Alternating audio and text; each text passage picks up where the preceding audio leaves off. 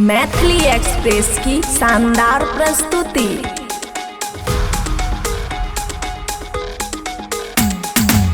Music by DJ Vikas Sitamarhi.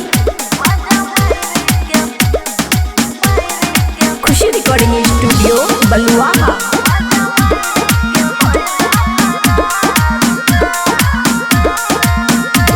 सुनेगे हमर जान तो दिल में बसई बोगे, हमरा सकल प्यार दुल्हनिया बनई बोगे। नो नो नो नो नो झूठे झूठे। सुनेगे हमर जान तो दिल में बसई बोगे, हमरा से कल प्यार दुल्हनिया बनई बोगे।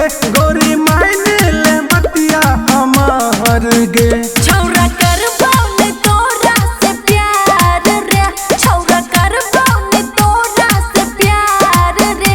मजा मार के होइबे फरार रे, मजा मार के होइबे फरार रे। डीजे विकास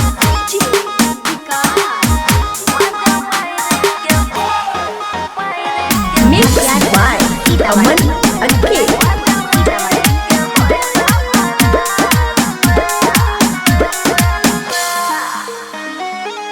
तोहर इरादा तोरा से ज्यादा जाने छियो हेर छौरा हो।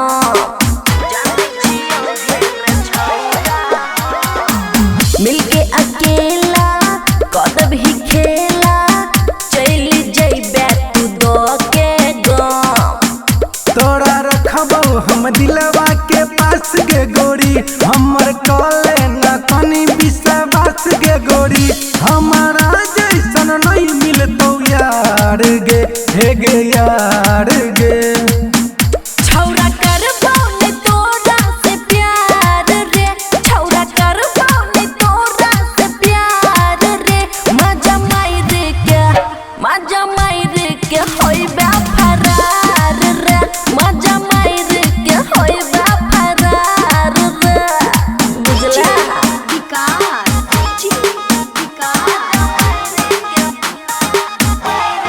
खुशी रिकॉर्डिंग स्टूडियो बलुआहा।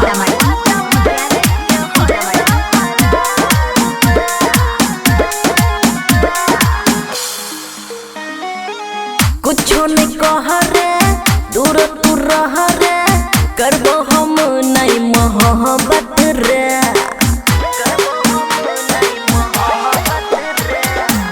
राजा सोनी जाने छो खुशी सब तो हर आदत रे। एक बेरी तू दके देख मौका गोरी, तोरा देबो नहीं कहियो हम धोखा गोरी। रोज सपना आबै छौ तोहार गे, तोहार गे। छौरा करबो ने तोरा से प्यार रे, छौरा करबो ने तोरा से प्यार रे। मजा मार के होइबे फरार रे, मजा मार के होइबे फरार रे। बुझला खुशी रिकॉर्डिंग स्टूडियो बलुआहा।